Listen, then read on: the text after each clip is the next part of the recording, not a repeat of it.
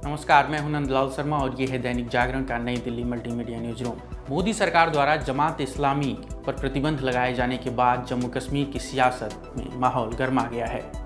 जम्मू कश्मीर की पूर्व मुख्यमंत्री महबूबा मुफ्ती शनिवार को अपने कार्यकर्ताओं के साथ श्रीनगर की सड़कों पर थी। वे जमात इस्लामी पर मोदी सरकार के बैन को वापस लेने की मांग कर रही थी। ऐसा नहीं है कि पहली बार जमात इस्लामी पर बैन लगा हुआ है, इससे पहले भी 2 बार बैन लग चुका है। लेकिन ऐसा क्या है कि मोदी सरकार के ऐलान के 2 दिन बाद ही महबूबा मुफ्ती सड़कों पर है?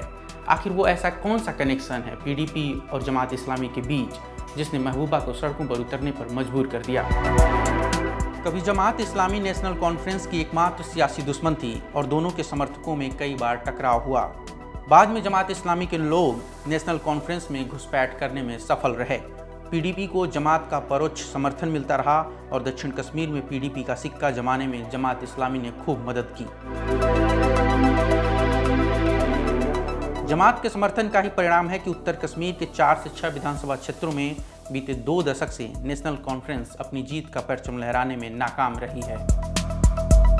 1990 का दौर कश्मीर में खून खराबे का दौर था। घाटी में आतंक का बोलबाला था। उस दौरान हिजबुल मुजाहिदीन ने खुद को जमात इस्लामी का मिलिट्री विंग करार दिया। इसके 7 साल बाद 1997 की सर्दियों में गुलाम मोहम्मद भट्ट ने एक बड़ा फैसला लिया। उन्होंने जमात इस्लामी को सार्वजनिक रूप से आतंकी गतिविधियों से दूर करने की शुरुआत की। जमात के मुखिया के तौर पर भट्ट ने अपना फोकस सामाजिक और धार्मिक गतिविधियों में लगाया। जमात इस्लामी में 2 फाड़ हो गई। अलगाववादी नेता सैयद अली शाह गिलानी उस समय जमात इस्लामी के पॉलिटिकल चीफ थे। गिलानी ने दूसरे नेताओं के साथ मिलकर तहरीक हुर्रियत की स्थापना की। लगभग 2 दशक बाद जमात इस्लामी पर मोदी सरकार की ओर से लगाए गए प्रतिबंध ने कश्मीर की मुख्य धारा की कई पार्टियों को चौंकाया है।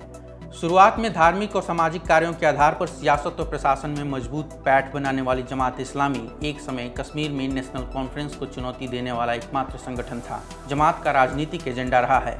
वह चुनावी सियासत में हिस्सा लेती रही है और जब उसे लगा कि अपने झंडे के साथ चुनावी सियासत में कामयाब नहीं हो पाएगी तो उसने विभिन्न राजनीतिक दलों में अपनी पैठ बनाई। जमात पर प्रतिबंध आगामी लोकसभा और विधानसभा चुनावों के दौरान national conference, PDP, PDF, AIP जैसे दलों के लिए बड़ा मुद्दा रहेगा। सभी इस प्रतिबंध को हटाने की मांग करते हुए वोट मांग सकते हैं।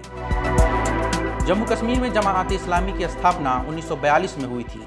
जमात इस्लामी अपने संस्थापक सैयद अबू अला मौदूदी की तरह पॉलिटिकल इस्लाम में विश्वास रखती है और पूरे जम्मू कश्मीर में उसके पास कैडर है। कश्मीर की जमात इस्लामी और जमात इस्लामी हिंद दोनों अलग अलग हैं, लेकिन कश्मीर की जमात इस्लामी अपनी राजनीति में पाकिस्तान की जमात इस्लामी की तरफ झुकी हुई है। कई वर्षों तक जमात इस्लामी कश्मीर की सियासत में सक्रिय रही और इसके लोग जम्मू कश्मीर की हर पार्टियों में भरे पड़े हैं। 90 के दौर में जब कश्मीर में आतंकी गतिविधियों का ज्वार फूटा तो हिजबुल मुजाहिदीन ने खुद को जमात का इस्लामिक मिलिट्री विंग करार दिया। इसके तुरंत बाद जमात इस्लामी पर 3 साल के लिए बैन लगा दिया गया। ये दूसरी बार था जब जमात इस्लामी पर प्रतिबंध लगा। इससे पहले 1975 में इंदिरा अब्दुल्ला समझौते के तहत जमात इस्लामी पर प्रतिबंध लगा था। इंदिरा गांधी के सत्ता से हटने के बाद जनता पार्टी सरकार में आई और उसने 2 साल बाद ही जमात इस्लामी पर प्रतिबंध हटा लिया।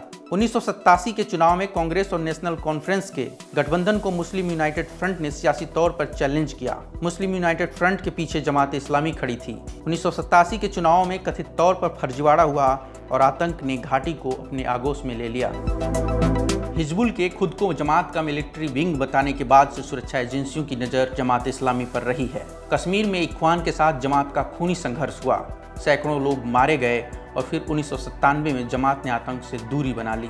मोदी सरकार की ओर से जमात इस्लामी पर बैन लगाए जाने के बाद महबूबा मुफ्ती ने ट्विटर पर लिखा, केंद्र सरकार क्यों जमात इस्लामी से असहज महसूस करती है? नफरत और अशांति फैलाने वाले अतिवादी हिंदू समूहों को माहौल खराब करने की छूट दी जा रही है, लेकिन कश्मीरियों के लिए दिन रात काम करने वाले संगठन को प्रतिबंधित कर दिया जाता है। क्या भाजपा विरोधी होना राष्ट्र विरोधी है? एक अन्य ट्वीट में महबूबा ने लिखा कि लोकतंत्र तो विचारों की लड़ाई है।